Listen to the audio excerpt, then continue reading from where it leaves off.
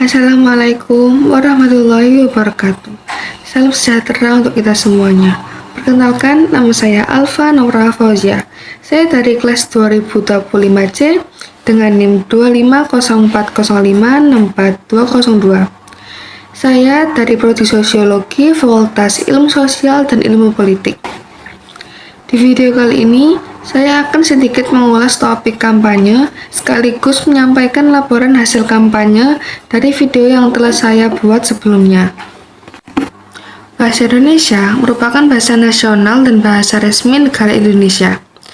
Bahasa Indonesia memiliki banyak fungsi, akan tetapi memiliki fungsi utama sebagai alat komunikasi dalam kehidupan sehari-hari.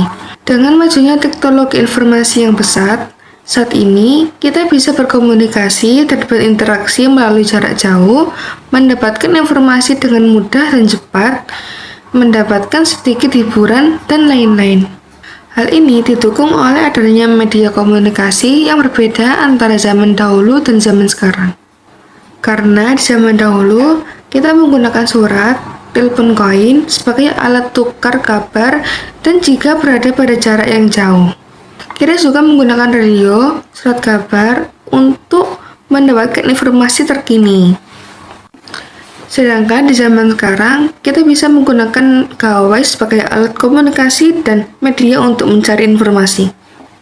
Saat berkomunikasi dengan orang lain, di ranah pribadi seperti chat pribadi, chat grup, maupun di ranah publik, kita harus menggunakan bahasa Indonesia yang baik dan santun.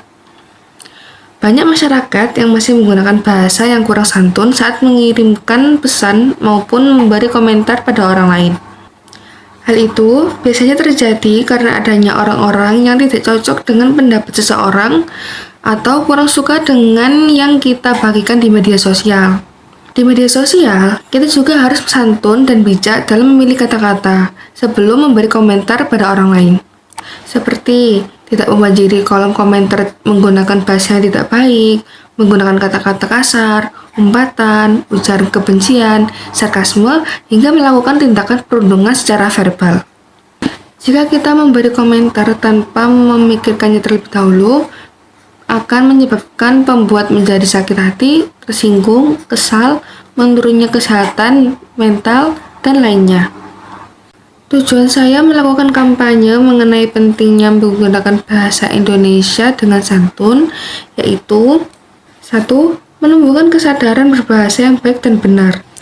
2. Meningkatkan sikap sopan santun dalam berkomunikasi, baik secara langsung maupun tidak langsung. 3. Memperkuat rasa persatuan dan kesatuan. Yang keempat, membantu karakter generasi muda agar mampu menggunakan media sosial secara bertanggung jawab dan beretika. Untuk feedback komentator pada video saya yaitu setuju dengan kampanye yang telah saya sampaikan, yaitu dengan menggunakan bahasa yang santun saat menggunakan media sosial. Kekurangan pada video sebelumnya yaitu terdapat suara yang tidak sengaja terkena saya.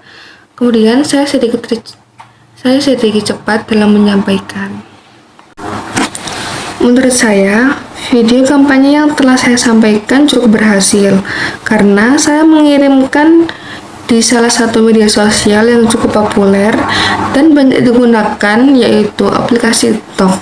Di aplikasi ini ditonton oleh penonton atau orang yang saya tuju, yaitu kalangan remaja dan hingga dewasa. Kesimpulan dari video kali ini yaitu kita harus menggunakan bahasa Indonesia yang santun saat berkomunikasi, baik secara lisan maupun tertulis. Di video kali ini juga menjelaskan tentang keberhasilan saya dalam kampanye, yaitu tentang pentingnya menggunakan bahasa Indonesia dengan santun saat menggunakan media sosial. Sekian dari saya, kurang lebihnya mohon maaf jika terdapat kesalahan kata. Terima kasih. Wassalamualaikum warahmatullahi wabarakatuh. Sampai jumpa.